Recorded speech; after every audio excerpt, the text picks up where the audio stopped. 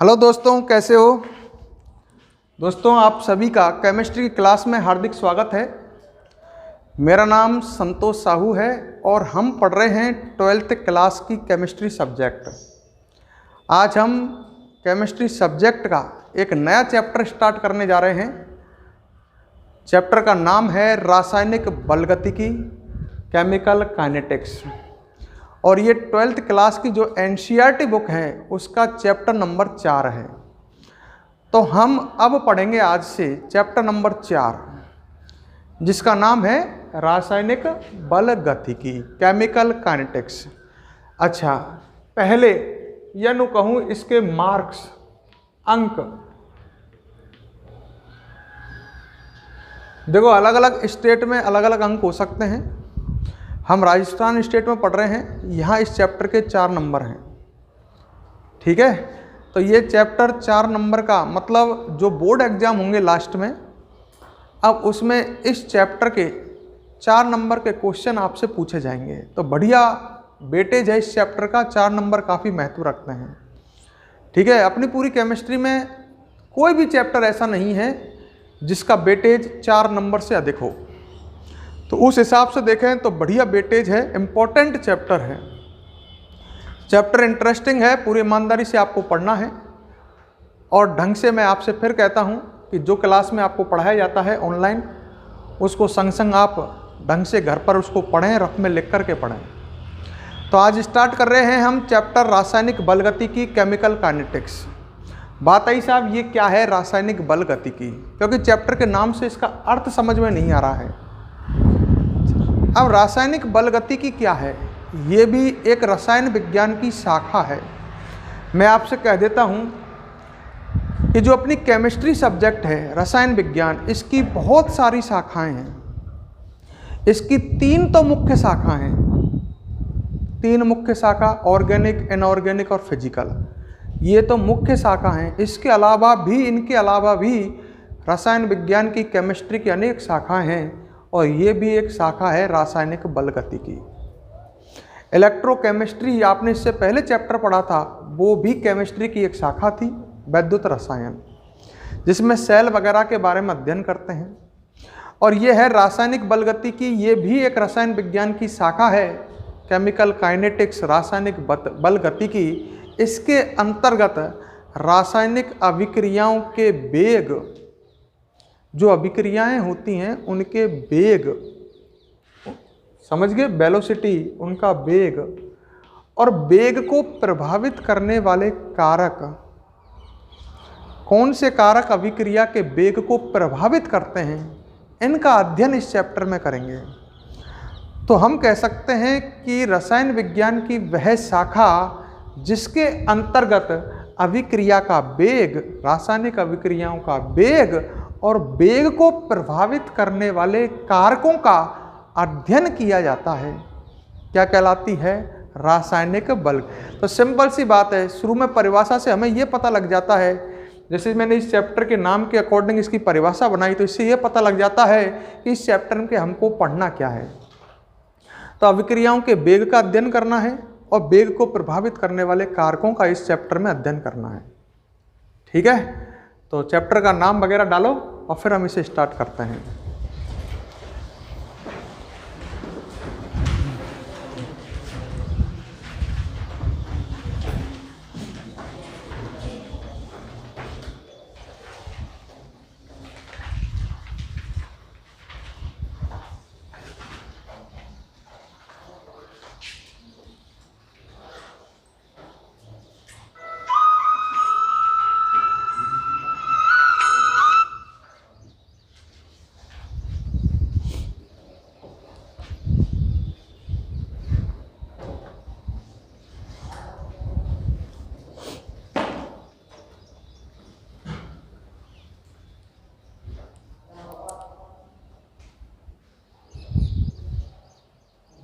डाल दिया, अंक लिख लेना। कितने नंबर का है ये चैप्टर? 4 नंबर का।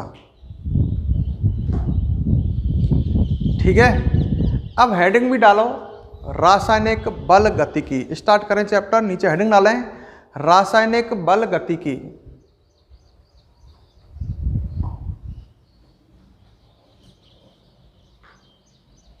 रासायनिक बल गतिकी।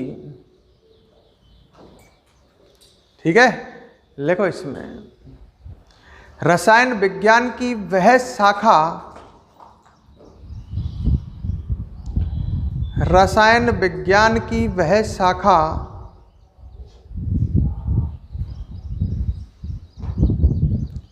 रसायन विज्ञान की वह शाखा जिसके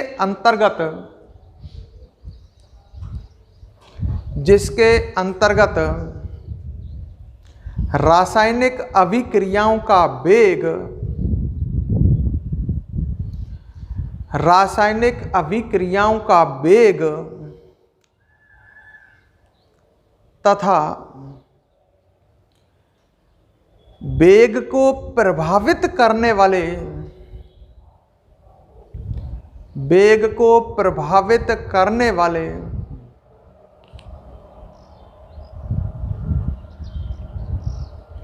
कारकों का अध्ययन किया जाता है, कारकों का अध्ययन किया जाता है,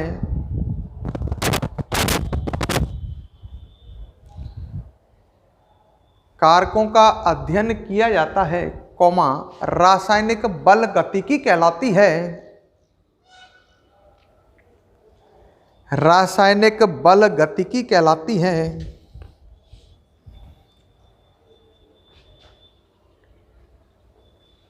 क्लियर? तो आप क्या पढ़ोगे, समझ गए, अभिक्रिया का वेग और वेग को प्रभावित करने वाले कारक। अब इधर ध्यान से देखो और समझो आगे, फिर आगे बढ़ेंगे अपन।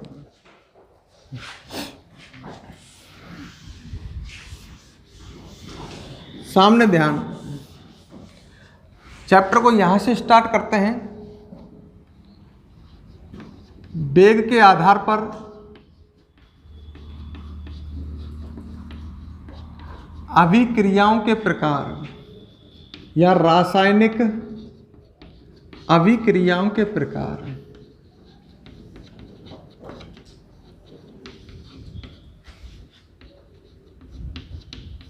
और सामने ध्यान दो, ठीक है?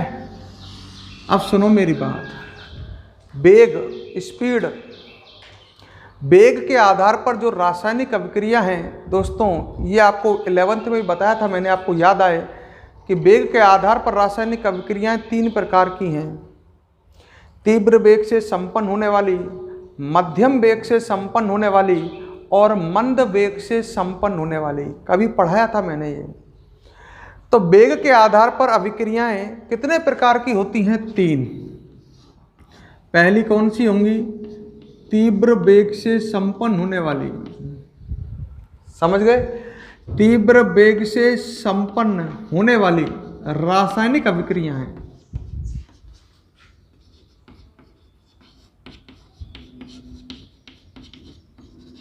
ऐसे ही आप समझ गए होंगे। दूसरी कौन सी हो जाएंगी? मध्यम वेग से। और तीसरी कौन सी? मंद वेग से। नाम से भी अर्थ निकाल सकते हो। तीव्र वेग से संपन्न होने वाली अभिक्रियाएं अर्थात जिनका वेग कैसा होता है? तीव्र, तेज होता है। मध्यम वेग से संपन्न होने वाली, जिनका वेग कैसा होगा? मीडियम, ना तो तेज ना धीमा। और मंद वेग से संपन्न होने वाली अभिक्रियाएं ऐसी होंगी जिनका वेग क्या होगा? धीमा होगा, बहुत कम होगा। अब बात बताओ, जिन अभिक्रियाओं का वेग बहुत तीव्र होगा, मतलब तीव्र वेग से संपन्न होने वाली अभिक्रियाएं हैं, वे बहुत कम समय अंतराल में पूरी होंगी कि नहीं? जिन अभिक्रियाओं का वेग बहुत तीव्र होगा, वे बहुत कम समय अंतराल अर्थात थोड़े से समय में ही क्या हो जाएंगी? पूर्ण। सही है क्या? अब एक होती हैं, 3 तरह की है ना ये। दूसरी मध्यम वेग से संपन्न होने वाली, और तीसरी कौन सी होती हैं? मंद वेग से संपन्न होने वाली। तो मेरी बात आप समझ गए होंगे। ये अभिक्रियाएं तो बहुत कम समय में पूर्ण होती हैं, और मंद वेग से संपन्न होने वाली अभिक्रियाएं ऐसी होती हैं जो बहुत अधिक समय में पूर्ण होती हैं, क्योंकि इनका वेग कैसा होगा? धीमा। तो इनको पूर्ण होने में समय क्या लगेगा? बहुत अधिक। और इनको समय लगेगा बीच का, ना तो बहुत ज़्यादा ना बहुत कम। एक बात बताओ, तीव्र वेग से संपन्न होने वाली जो अभिक्रियाएं हैं, ढंग से सुनो, ये बहुत कम समय अंतराल में पूर्ण हो जाती हैं, और वो समय अंतराल आसानी से मापन भी नहीं किया जा सकता इतने कम समय अंतराल में। जैसे 0.02 सेकंड में पूरी हो गई। अब 0.02 को नापना बहुत कठिन है, क्योंकि अब तुम एक सोचो 5 सेकंड 6 सेकंड लगे तो आराम से समय नाप सकें। 0.02 मतलब बहुत कम समय में। तो इनका वेग बहुत तीव्र होता है। सिंपल भाषा में कहूँ तो ये बहुत कम समय लेती हैं। 0.05 0.06 सेकंड नेक देर में हो जाती है। तू सोचे बा पहले तो ये हो जाए, और इनको लगे बहुत अधिक समय। तू आराम से बैठो रहे, इंतजार कर कब पूरी होएगी। हो सकता है तेरी जिंदगी में पूरी नहीं हो, बहुत अधिक समय में पूर्ण होती है। तेरा पूरा जीवन काल निकल जाए तब भी पूरी नहीं हो, ऐसा भी हो सकता है। और ये बढ़िया है, ना ज़्यादा समय लें ना बहुत कम समय लें, आराम से ठीक ठाक समय में पूरी हो जाए। जैसे 5 सेकंड में 10 सेकंड में। ये समय ना तो बहुत ज़्यादा है ना ही बहुत कम है। बहुत कम समय जैसे 0.05 0.06, और बहुत अधिक समय का मतलब तो तू कोई लिमिट ही नहीं लगा सकता। 1 घंटे से लेकर के 2 साल तक 3 साल तक, समझ गए ना। बहुत अधिक का तो कोई, पर मध्यम वेग से संपन्न होने वाली अभिक्रियाएं ऐसी होती हैं जैसे 5 सेकंड में हो गई, 10 सेकंड में हो गई, 15 सेकंड में हो गई। तो ये ना तो बहुत ही अधिक समय लेती हैं ना बहुत ही कम समय लेती। तो सिंपल नाम से अर्थ समझ रहे हो आप, तीव्र वेग से संपन्न होने वाली अभिक्रियाएं ये बहुत कम समय अंतराल में क्या होती हैं, पूर्ण होती हैं। सही है। इनका वेग अत्यधिक तीव्र होता है, ये बहुत कम समय अंतराल में पूर्ण होती हैं। अब इसके एग्जाम्पल, ये ऐसी अभिक्रिया हैं कौन सी, तो मैंने आपको पहले भी बताया था 11th में, और अब फिर बता रहा हूं। ऐसी एक तो अम्ल व क्षार की अभिक्रियाएं जो होती हैं, अम्ल और क्षार आपस में क्रिया करते हैं, तो आपको पता है वो बनाते हैं एक तो लवण और साथ में क्या बनता है, जल। तो अम्ल और क्षार जो क्रिया करते हैं ये अभिक्रियाएं, जिनको उदासीनीकरण की अभिक्रिया कहते हैं, आपने सुना होगा। अम्ल और क्षार क्रिया करके लवण और जल बनाते हैं, ऐसी अभिक्रिया क्या कहलाती है, उदासीनीकरण अभिक्रिया। तो अपन ऐसे कह सकते हैं जो उदासीनीकरण की अभिक्रिया है, अर्थात वह अभिक्रिया जिसमें अम्ल और क्षार क्रिया करते हैं, वह अभिक्रिया बहुत कम समय में पूर्ण होती है। वो होती है तीव्र वेग से संपन्न होने वाली। जैसे मैं एक एग्जाम्पल दे देता हूँ। जैसे अम्ल HCl और क्षार NaOH क्रिया करे, तो आपको पता है इसमें से OH निकलेगा, इसमें से H, मतलब क्या निकलेगा, जल, और संग में बनेगा कौन, NaCl। अब ये अभिक्रिया जो होगी ये तीव्र वेग से संपन्न होने वाली होगी। तो एक तो आप ये याद रखें, जो उदासीनीकरण की अभिक्रिया होती हैं, अर्थात ऐसी अभिक्रियाएं जिनमें अम्ल व क्षार आपस में क्रिया करते हैं, वह अभिक्रिया तीव्र वेग से संपन्न होती है, बहुत कम समय अंतराल में संपन्न होती है। और उसका और एग्जाम्पल एक आप ये याद रख लेना। दूसरा एग्जाम्पल दूं तो मैं एक ये याद रख लेना, ऐसी अभिक्रियाएं जिनमें आयन भाग लेते हैं, आयन, समझ रहे। जैसे मैं आपको एग्जाम्पल दूं, एक आपने मान लो AgNO3 का जलीय विलयन लिया, नीचे AQ लिख रहा है, इसका मतलब है एक्वस सॉल्यूशन, जलीय विलयन। एक आपने AgNO3 का विलयन लिया, मतलब पानी में AgNO3 लवण घोल लिया। AgNO3 को पानी में घोलोगे तो AgNO3 का क्या बन चुका है, जलीय विलयन। और एक मान लो आपने NaCl का जलीय विलयन लिया, 2 जलीय विलयन लिए और दोनों प्लस कर दिए, इसका मतलब दोनों विलयन आपस में मिला दिए। जैसे ही दोनों विलयनों को मिलाओगे तो AgCl बनेगा, वो पेंदे में बैठ जाएगा। पेंदे में बैठ जाएगा मतलब AgCl पेंदे में बैठ जाएगा, AgCl ठोस बनेगा पेंदे में। 2 विलयनों को मिला रहे हो, AgCl ठोस कहाँ बनेगा, पेंदे में। और संग में AgCl बन गया तो बचेगा कौन, NaNO3। ठीक है, इसका जलीय विलयन बचेगा। अरे AgCl तो बनते ही पेंदे में चला गया, तो बचा किसका जलीय विलयन, NaNO3 का। 2 विलयन मैंने मिक्स करे, AgCl बनते ही वो तो पेंदे में चला गया, मेरे इशारे से देख लो यहाँ पर, वो तो पेंदे में चला गया। अब बचा उसमें NaNO3 का जलीय विलयन तो बचेगा। अब इस अभिक्रिया में आयन भाग लेते हैं, क्योंकि आपको पता है ये दोनों लवण हैं। लवण किससे बने होते हैं, आयनों से। लवण के अंदर धनायन और ऋणायन होते हैं। लवण के अंदर क्या होते हैं, धनायन और ऋणायन। तुम समझ गए होंगे। इससे आएगा पानी में, जैसे ही मैं इसको डालूंगा AgNO3 का जलीय विलयन बनाऊंगा तो वहां पर आएंगे Ag+NO3-, और NaCl को जब पानी में डालोगे तो ये भी टूटेगा, क्या आएंगे Na+ और Cl। अब दोनों विलयनों को जब मैं मिक्स करूंगा तो आपस में अभिक्रिया कौन करेंगे, आयन। इसके Ag+ आयन इस विलयन में जो हैं और इस विलयन में कौन से आयन है, Cl-, ये आपस में जुड़ करके AgCl बनाएंगे जो पेंदे में चला जाएगा। मेरा कहने का मतलब आप समझो, अभिक्रिया में भाग कौन ले रहे हैं, यहाँ पर आयन। अगर किसी अभिक्रिया में आयन भाग लेते हैं तो वो भी बहुत तेज अभिक्रिया से, तेज गति से होती है, कारण इसका धनायन इसके ऋणायन से जुड़ेगा। Ag+Cl- से दोनों विपरीत आवेशित है, तुरंत जुड़ करके AgCl बना लेंगे। इस विलयन में Ag+ आयन है, इस विलयन में Cl- है, धनायन और ऋणायन है, दोनों विपरीत आवेशित है, तुरंत जुड़ करके AgCl बना लेंगे। ये अभिक्रिया भी बहुत कम समय में पूर्ण होगी। तो दो याद रखें आप, तो एक तो अम्ल और क्षार की अभिक्रियाएं, तीव्र वेग से संपन्न होने वाली अभिक्रियाएं होती हैं, बहुत कम समय में पूर्ण होती हैं। और दूसरी याद रखें, ऐसी अभिक्रियाएं जिनमें आयन भाग लेते हैं उन्हें बोलेंगे आयनिक अभिक्रियाएं। जिनमें कौन भाग लेते हैं, आयन। ये अभिक्रियाएं भी तीव्र वेग से क्या होती हैं, संपन्न। क्लियर? तो थोड़ा बहुत लिखते चलते हैं, पहले इसको लिख लेते हैं, फिर अगले को समझ लेंगे, अगले को लिख लेंगे। अगले हेडिंग डालो, वेग के आधार पर रासायनिक अभिक्रियाओं के प्रकार। वेग के आधार पर रासायनिक अभिक्रियाओं के प्रकार। वेग के आधार पर रासायनिक अभिक्रियाओं के प्रकार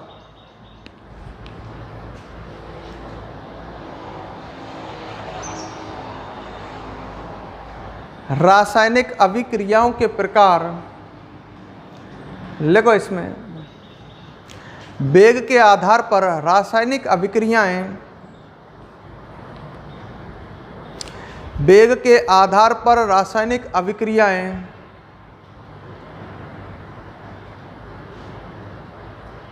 तीन प्रकार की होती हैं। वेग के आधार पर रासायनिक अभिक्रियाएं तीन प्रकार की होती हैं। ठीक है, नंबर 1 डालो, तीव्र वेग से संपन्न होने वाली अभिक्रियाएं। तीव्र वेग से संपन्न होने वाली अभिक्रियाएं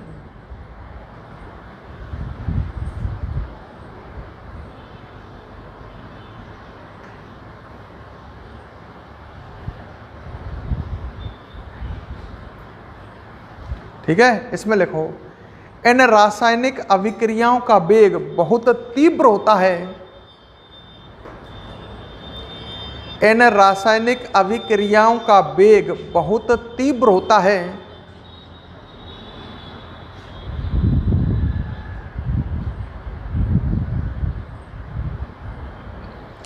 बहुत तीव्र होता है, अर्थात ये अभिक्रियाएं बहुत कम समय अंतराल में,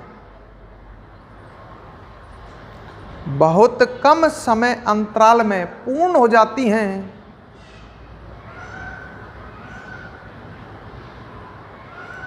बहुत कम समय अंतराल में पूर्ण हो जाती हैं। क्लियर? इसके उदाहरण लिखो। उदाहरण, अम्ल व क्षार की अभिक्रियाएं, जिन्हें किस नाम से भी जानते हैं भाई, उदासीनीकरण अभिक्रियाएं। अम्ल व क्षार की अभिक्रियाएं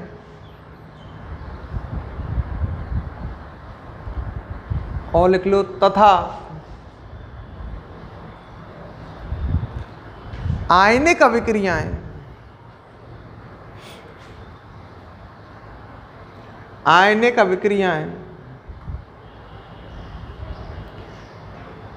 देखो सामने अब बोर्ड पर मैंने दो अभिक्रियाएं समझाने के लिए लिखी हैं आपको।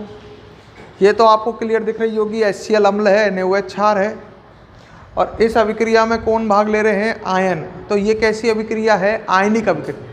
नीचे इन दोनों को भी लिख लो।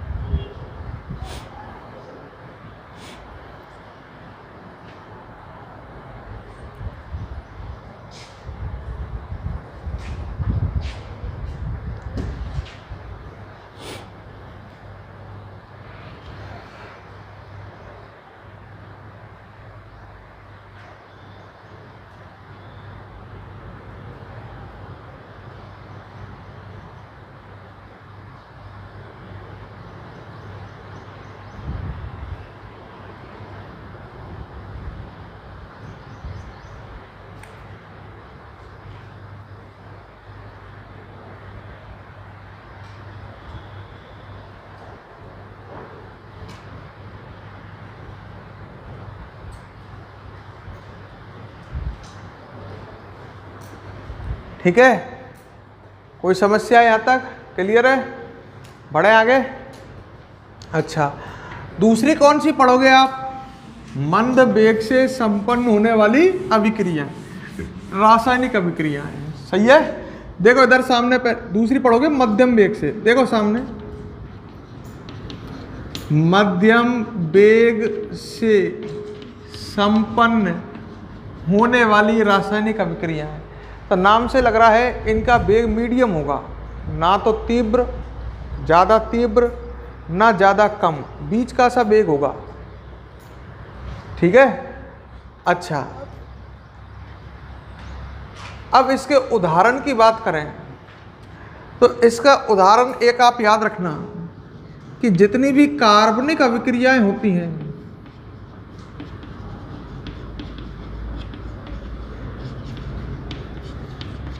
जितनी भी कैसी अभिक्रियाएं होती हैं, कार्बनिक अभिक्रियाएं, वे सभी मध्यम वेग से संपन्न होने वाली अभिक्रियाएं होती हैं। मतलब उन अभिक्रियाओं का वेग ना तो ज़्यादा तीव्र ना ही ज़्यादा स्लो। कार्बनिक अभिक्रियाएं समझ गए होंगे, जिनमें कार्बनिक यौगिक भाग लेते हैं, ऐसी अभिक्रिया जिसमें कौन सा यौगिक भाग लेते हैं? कार्बनिक। अब कोई अभिक्रिया में आपको कार्बनिक यौगिक दिख रहा है, कार्बनिक यौगिक, तो वो कैसी अभिक्रिया होगी? कार्बनिक अभिक्रिया। और वो कैसी अभिक्रिया होगी? मध्यम वेग से संपन्न होने वाली है। सही है। मैं एग्जाम्पल देता हूँ। जैसे मैंने आपको लिखा है, कोई भी ऐसे अभिक्रिया लिखता हूँ, चलो एक अभिक्रिया लिख रहा हूँ C12H22O11। पहले पहचानो ये कार्बनिक यौगिक है या नहीं है? अरे कार्बनिक यौगिक है या नहीं है? है, क्योंकि इसमें आपको कार्बन भी दिख रहा है और हाइड्रोजन भी। कार्बनिक यौगिक उन्हें कहते हैं जिनमें कार्बन और हाइड्रोजन दोनों हों। तो ये कार्बनिक यौगिक है, इसमें कार्बन भी है और हाइड्रोजन भी है। इसको सुक्रोज के नाम से पुकारा जाता है, इसको सुक्रोज कहते हैं। और अपनी देसी भाषा में इसको घर पर चीनी कहते हैं, चीनी के नाम से जानते हैं इसको। ये सुक्रोज है। ठीक है। एक कार्बनिक यौगिक है, ये जल में अपघटित होकर, मतलब इसको जल में डालें तो ये अपघटित होकर, ये टूटकर बनाता है, एक तो बनाता है ये C6H12O6 और दूसरा भी यही बनाता है C6H12O6। देख लो बैलेंस है। इधर कार्बन 12 हैं, इधर भी कार्बन चेक कर लो, 6 और 6 12 हैं। सही है। अच्छा, इधर हाइड्रोजन 22 और 2 कितने हैं? 24। इधर हाइड्रोजन 12 और 12 24 है या नहीं है? इधर ऑक्सीजन देखो 11 और 1 12, और इधर भी ऑक्सीजन 6 और 6 12 हैं। सही लिखा है इसका मतलब मैंने। पर लड़के इसमें टेंशन है कि ये दोनों ही मैंने C6H12O6 लिखे हैं। तो लड़का ये सोच रहा था ऐसे लिख दो, 2 C6H12O6 ऐसे लिख देते। ये मैंने ऐसे क्यों नहीं लिखे? क्योंकि ये दोनों अलग अलग हैं। ये जो बन रहा है ये तो है ग्लूकोज, और ये जो बन रहा है ये कौन सा बन रहा है? फ्रक्टोज। मेरा कहने का मतलब ये है कि जो दोनों C6H12O6 जो है वो ग्लूकोज का भी फॉर्मूला होता है और किसका भी होता है? फ्रक्टोज का भी। अब ये दो बने C6H12O6, एक उनमें से ग्लूकोज होगा और एक उनमें से क्या होगा? फ्रक्टोज होगा। दोनों में अंतर संरचना में होता है। दोनों का फॉर्मूला तो C6H12O6 ही होता है, पर दोनों की संरचना में अंतर होता है। एक तो ग्लूकोज बनेगा और एक फ्रक्टोज। बात जो चल रही है उस पर आजा, ग्लूकोज फ्रक्टोज को छोड़ो। मैं तो बात ये कर रहा हूँ कि ये कार्बनिक अभिक्रिया है या नहीं है। क्योंकि इसमें आप अभिक्रिया में देख सकते हो कि कार्बनिक यौगिक अभिक्रिया कर रहा है। अगर कोई अभिक्रिया में कार्बनिक यौगिक आपको दिख जाए तो वो कौन सी अभिक्रिया होगी? कार्बनिक। और आप डायरेक्ट कह सकते हो वो मध्यम वेग से संपन्न होगी। मतलब उस अभिक्रिया का स्पीड जो है वो ना तो बहुत तीव्र होगी ना बहुत ही कम होगी। और कोई लिख देता हूँ, जैसे मैं कई लिख सकता हूँ। जैसे मैंने लिखा, मान लो CH3 C++OCH3। सही है। ये कार्बनिक यौगिक है, ढंग से देख लो है कि नहीं कार्बनिक यौगिक। इसमें कार्बन भी है और हाइड्रोजन भी। इसका नाम है मेथिल एसीटेट। आपको 11th में मैंने सामान्य नाम पद्धति पढ़ाई थी, पहचानो ये एक एस्टर है, एक एस्टर है। एस्टर में ये समूह होता है, ध्यान करो, C डबल बॉन्ड OO, तो ये कार्बनिक यौगिक कौन है? एक एस्टर। एस्टर का जब सामान्य नाम लिखते हैं तो पहले O से जुड़े हुए समूह का नाम लिखते हैं, क्या लिखोगे? पहले मैथिल, फिर 2 कार्बन के लिए क्या लिखोगे? एसीट, और अंत में क्या लगाओगे? एट। घर पर देखना सामान्य नाम पद्धति में ऐसे ही होता है, एस्टर जो होते हैं उनमें ये समूह होता है और उसका सामान्य नाम लिखते हैं तो पहले ऑक्सीजन से जुड़े हुए समूह का नाम लिखेंगे तो मैथिल आ जाएगा, फिर 2 कार्बन है इसमें तो क्या लिखोगे? एसीट, और बाद में क्या लगाओगे? एट। तो ये कार्बनिक यौगिक है जिसका नाम मेथिल एसीटेट है। इसको भी आपने जल में डाला तो ये जल में अपघटित होकर के एक तो बनाएगा, ये ढंग से देखो, ये CH3 C double bond OH, simple कहूँ यहाँ बंद, यहाँ से टूटेगा, H2O का H2O का, या यहाँ से तोड़ लो या यहाँ से तोड़ लो, ये की बात है, इसको यहाँ से तोड़ लो आराम से दिखेगा, H2O का H तो यहाँ जुड़ जाएगा तो ये बन जाएगा, सही है। और बचा कौन? OH। H2O में एक H और 2 OH, अरे यार ये H2O में H और OH तो हैं, H तो यहाँ जुड़ गया और यहाँ कौन जुड़ेगा? OH। जब यहाँ OH जुड़ेगा तो क्या बनेगा? CH3OH, सही है।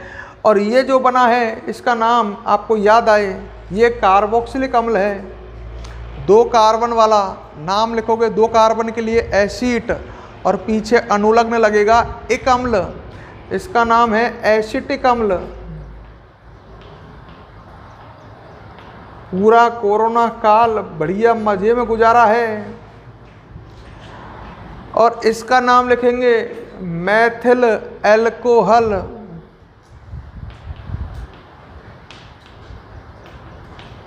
तो मेरा कहने का मतलब समझो, इनके नामन में ना पढ़ रहे अपन, कोई नामकरण की जरूरत ना पड़ रही है अपन को।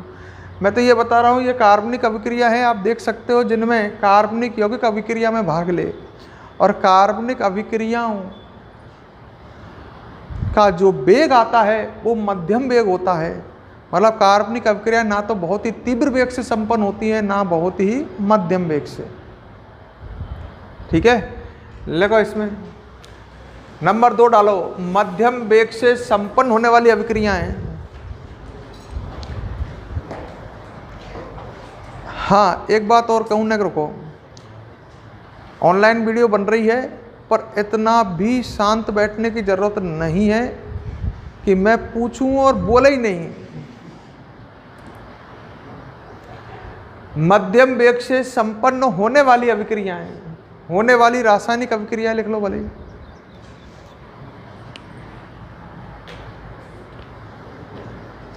ठीक है, लिख लो। इसमें लिखो ये अभिक्रियाएं मध्यम वेग से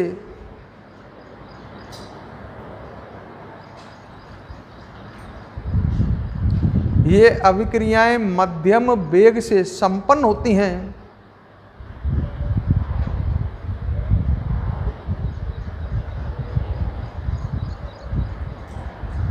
अर्थात इन अभिक्रियाओं के संपन्न होने में लगने वाला समय, अर्थात इन अभिक्रियाओं के संपन्न होने में लगने वाला समय, लगने वाला समय ना तो बहुत अधिक होता है, ना तो बहुत अधिक होता है और ना तो बहुत अधिक होता है और ना ही बहुत कम, ठीक है। मतलब अभिक्रियाओं के संपन्न होने में जो समय लगता है वो ना तो बहुत ज़्यादा होता है और ना ही बहुत कम होता है। क्लियर। नीचे लिख लो उदाहरण, और उदाहरण में लिखो कार्बनिक अभिक्रियाएं। इसके उदाहरण कौन सी अभिक्रिया हैं? कार्बनिक अभिक्रियाएं। क्लियर। अब रुक जा, ये दो अभिक्रिया लिखी मैंने, इनको कैसे लिखना है? इसको तो बोलोगे आप, इस अभिक्रिया का तो ऐसे लिख सकता हूं मैं नाम, सुक्रोज का क्या हो रहा है इसमें? जल अपघटन। भाई जल में डालने पर सुक्रोज टूट रहा है और दो अणु बना रहा है, एक ग्लूकोज अणु और एक फ्रक्टोज अणु। तो सुक्रोज का जल अपघटन इसका नाम हो गया इस अभिक्रिया का। और ऐसे इसका नाम क्या हो जाएगा? मैथिल एसीटेट का जल अपघटन। मैथिल एसीटेट को आपने जल में डाला तो ये टूट करके क्या बना रहा है? एसिटिक अम्ल और मैथिल एल्कोहल। तो एक ये हो जाएगा और एक एग्जाम्पल ये हो जाएगा। इसका क्या लिख सकते हो? मैथिल एसीटेट का, बोल रहे इतनी की कसम ना खा रखी तूने, जल अपघटन। पूरी ईमानदारी से पालन कर रहा हो आज तो बातन को, ठीक है? तो ये दोनों लिख लो नीचे। इतनी भी सभ्यता मत दिखाए कि पढ़ने में पढ़ाने में बोरियत महसूस होने लग जाए। तू बोलेगा नहीं तो फिर नींद आएगी, तो सो जाएगा 2-4।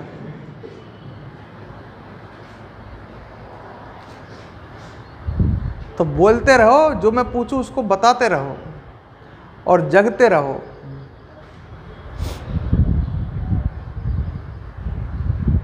पूरी तरह से डाटा बांध के आए। तेरा ही होगा बेटा कोरोना। पूरे आज अलवर, मैंने अखबार पढ़ा था, अलवर में आज एक भी केस नहीं निकला है। और पता ना यहाँ काई की सेफ्टी कर रहे हैं।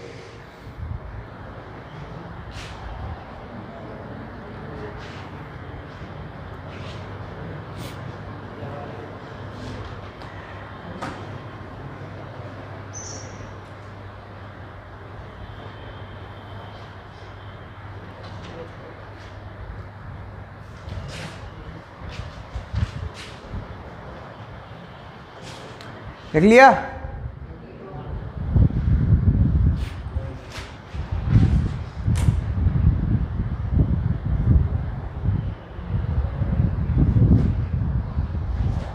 तो वेग के आधार पर अभिक्रियाएं दो तरह की तो मैं आपको बता चुका हूं। तीव्र वेग से संपन्न होने वाली और मध्यम वेग से संपन्न होने वाली।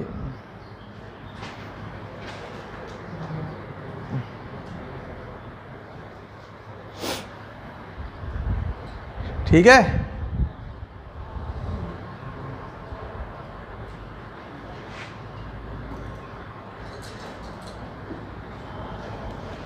और अब इसके बाद पढ़ोगे आप कौन से वेग से संपन्न होने वाली? मंद वेग से। लिख लो फटाफट, स्पीड बढ़ा लो। नंबर 3, जल्दी लिखो पहले से।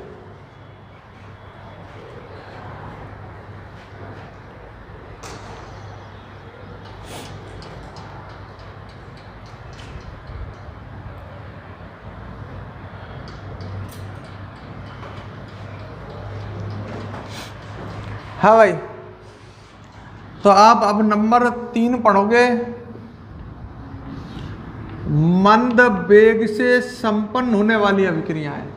नाम से लग गया, ये अभिक्रियाएं बहुत कम वेग से संपन्न होती हैं, अर्थात ये अभिक्रियाएं बहुत अधिक समय में पूर्ण होती हैं। जब वेग ही बहुत धीमो है तो बहुत अधिक समय में पूर्ण होंगी ये। अब सुनो ढंग से बात, तो और तो आप समझ गए। बात आई इनके उदाहरणों की। तो ऐसी अभिक्रियाओं के आपने उदाहरण देखे हैं। अगर आप ढंग से मुझे याद करो, थोड़ा अपने दिमाग पर जोर दो। है, मैं आपसे कहूँ कोई अभिक्रिया मान लो 1 घंटे में हो रही है, तो आप उसमें उसे कौन सी अभिक्रिया मानोगे? मंद वेग। कोई पॉइंटों में वेग समय ले रही है, पॉइंटों में 0.01, 0.05, 0.010, 0.020, 0.10, 0.20, उसको मानोगे आप तीव्र वेग से। और कोई समय ले रही है 2 second, 5 second, 10 second, 20 second, 50 second, मध्यम वेग से, मध्यम में चल जाए। और कोई बहुत ज़्यादा मतलब 1 घंटे, 2 घंटे, 5 घंटे, जब मैं घंटे में बात कर रहा हूँ तो समझ जाना कौन? मंद वेग से संपन्न होने वाली। बोल सके मंद वेग से संपन्न होने वाली। अब खुद ही सोच करके बताओ कोई ऐसी अभिक्रिया आपने देखी है क्या जो मंद वेग से संपन्न होती है? लोहे पर जंग लगना, 11th क्लास याद आ रही है शायद, है ना? हाँ, लोहे पर जंग लगना, और वो आपने पढ़ा भी है, लास्ट क्लास में मैंने आपको पढ़ाया है। लोहे पर जंग लगने की क्रिया बताई थी। अब लोहे पर जंग लगने में आपको ध्यान होगा वहाँ एक सेल अभिक्रिया चलती है, चलाएगा। लोहे पर जंग लगती है तो वहाँ पर एक वैद्युत रासायनिक सेल का निर्माण हो जाता है, तो और एक सेल अभिक्रिया संपन्न होती है, और वो अभिक्रिया कई दिनों तक चलती रहे, क्योंकि जंग एक दिन में लगना है। जंग लगने में क्या लगता है? समय। सही है। तो लोहे पर जंग लगने की जो क्रिया है उसको अपन कैसे मान सकते हैं कि वो मंद वेग से संपन्न होने वाली एक अभिक्रिया है। जंग लगने की क्रिया 7-8 दिन में, 10 दिन में, 20 दिन में, 30 दिन में पूरी होती है। ऐसा नहीं है कि आज लोहा रखा, तूने बढ़िया सी नई प्लेट लेकर आया लोहे की, और शाम को देखो वहाँ में जंग लग गई। आपको उसे खुले स्थान पर छोड़ दो, 5-7 दिन बाद आप जब देखोगे उसमें तो जंग लगी हुई मिलेगी। तो लोहे पर जंग लगने की क्रिया आपने लास्ट क्लास में भी पढ़ी है। वो कैसी क्रिया है, कैसी अभिक्रिया है? मंद वेग से संपन्न होने वाली। एक तो वो गई, और एग्जाम्पल दे सकते हैं जैसे कोयले का हीरे में रूपांतरण। कोयले का हीरे, हीरा भी कार्बन का पररूप है, और कोयला भी तो कार्बन ही होता है। अब कोयले से ही हीरा बनता है, या नु कहूं मैं कार्बन से हीरा बनता है, कोयले से हीरा बनता है। कोयले से किसका निर्माण होता है? हीरे से। अब हीरा भी तो कार्बन से बना हुआ है, कोयला भी कार्बन परमाणुओं से बना होता है, हीरा भी कार्बन परमाणुओं से, कोयला भी कार्बन का पररूप है, हीरा भी कार्बन का पररूप है। कोयले को हीरे में परिवर्तित होने में बहुत अधिक, जाने कितने साल लगते हैं। अब कोयले से हीरे में परिवर्तित हो रहा है, एक पदार्थ दूसरे पदार्थ में परिवर्तित हो रहा है, तो एक रासायनिक अभिक्रिया ही चल रही है, और वो बहुत अधिक समय में। कोयले से हीरे का, कोयले का हीरे में रूपांतरण, ये भी कैसी अभिक्रिया मानी जाएगी? मंद वेग से। बहुत अधिक समय, वर्षों में बात करो। ऐसे ही जीवाश्म ईंधन का निर्माण। जीवाश्म ईंधन समझ गए? देखो जैसे ऐसे कहते हैं ना, सुना होगा तुमने थोड़ी बहुत, कि पहले कोई भूकंप या कोई प्राकृतिक आपदा की वजह से जमीन में पेड़ पौधे जीव जंतु जम गए, वे दब गए, और उनकी वजह से वर्तमान में पेट्रोल डीजल वगैरह ईंधन बना है। ऐसे पढ़ा होगा कभी। तो ये पेट्रोल डीजल विभिन्न प्रकार के जो ईंधन है ना, ये जीवों से बनते हैं। जीव का मतलब आ गए एक तरह से सजीव, मतलब पेड़ पौधे और जीव जंतुओं से। पेड़ पौधे व जीव जंतु धीरे धीरे जमीन में दबने के पश्चात काफ़ी अधिक समय के अंतराल के बाद वो किस में परिवर्तित हो जाते हैं? ईंधन में। तो जीवाश्म ईंधन मतलब सजीवों से ईंधन का बनना, और ये घटना भी काफ़ी अधिक समय में पूर्ण होती है। घर पर पेड़ जमीन में गाड़ दीजिए, परसों देखियो कोयला निकल आएगा, ऐसा थोड़ी हुए हैं, बहुत अधिक समय लगेगा। मेरा कहने का मतलब समझ जाओ। तो ये भी कैसी अभिक्रिया होगी? मंद। तो 3 एग्जाम्पल मैंने आपको दिए, लोहे पर जंग लगना, कोयले का हीरे में रूपांतरण, और जीवाश्म ईंधन का निर्माण। सही है? लिखो। अच्छा, लोहे पर जंग लगने के अलावा चांदी के आभूषणों का काला पड़ जाना भी चल सकता है क्या? वो भी तो संक्षारण की क्रिया है, वो भी तो समय लेती है। आज चांदी लेकर आयो, ऐसे थोड़ी है लाते काली पड़ गई हो, समय लेगी। ऐसे पीतल के बर्तनों पर हरी परत का जम जाना, ये भी किसका उदाहरण हो सकता है? मंद वेग से संपन्न होने वाले। मेरा कहने का मतलब समझो। तो लिखो पहले तो आप नंबर 3 हेडिंग डालो, मंद वेग से संपन्न होने वाली अभिक्रियाएं। मंद वेग से संपन्न होने वाली रासायनिक अभिक्रियाएं। मंद वेग से संपन्न होने वाली रासायनिक अभिक्रियाएं। लगो इसमें, ये रासायनिक अभिक्रियाएं, ये रासायनिक अभिक्रियाएं,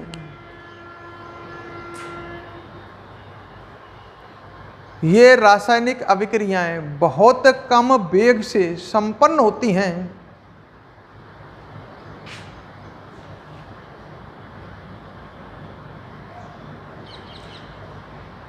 बहुत कम वेग से संपन्न होती हैं, अर्थात इन अभिक्रियाओं को पूर्ण होने में इन अभिक्रियाओं को पूर्ण होने में बहुत अधिक समय लगता है, बहुत अधिक समय लगता है, बहुत अधिक समय लगता है। ठीक है, जैसे उदाहरण इसके मतलब है ना, लिख लो, लोहे पर जंग लगना, कोष्टक में संक्षारण लिख लेना, लोहे पर जंग लगना, कोष्टक में संक्षारण, कॉमा लगाओ, कोयले का हीरे में रूपांतरण, कोयले का हीरे में रूपांतरण तथा जीवाश्म ईंधन का निर्माण, जीवाश्म ईंधन का निर्माण, ठीक है, किसका निर्माण? जीवाश्म ईंधन का निर्माण। क्लियर? अच्छा, तो यहाँ तक क्लियर है। अब इसके बाद तो ये अपन ने यहाँ तक तो पढ़े, शुरू में ये चैप्टर स्टार्ट किया और अपन ने अभिक्रियाओं के प्रकार पढ़े वेग के आधार पर। 3 तरह की अभिक्रियाएं बताई मैंने, मध्यम वेग, तीव्र वेग और मंद वेग से संपन्न होने वाली अभिक्रियाएं। ठीक है, अब इसके बाद ये पढ़ेंगे अभिक्रिया का वेग क्या होता है। वेग के आधार पर अभिक्रियाओं के प्रकार तो देख लिए, अब ये जानेंगे कि वेग क्या होता है, अभिक्रिया का वेग क्या होता है। ठीक है, मेरा कहने का मतलब समझ जाओ। ये तो आपको पहला टॉपिक तो इजीली समझ में आ गया होगा। अब हम आगे बढ़ेंगे, क्या पढ़ेंगे? अभिक्रिया का वेग।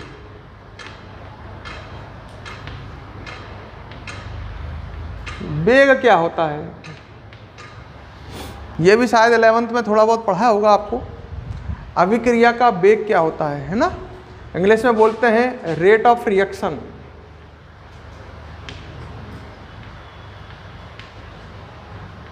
रिएक्शन मतलब हो गई अभिक्रिया, रेट का मतलब है दर, मतलब आप पढ़ोगे रेट ऑफ रिएक्शन, अभिक्रिया की दर भी कह सकते हैं इसे, या इसको क्या भी बोल सकते हैं, अभिक्रिया का वेग। हेडिंग डालो।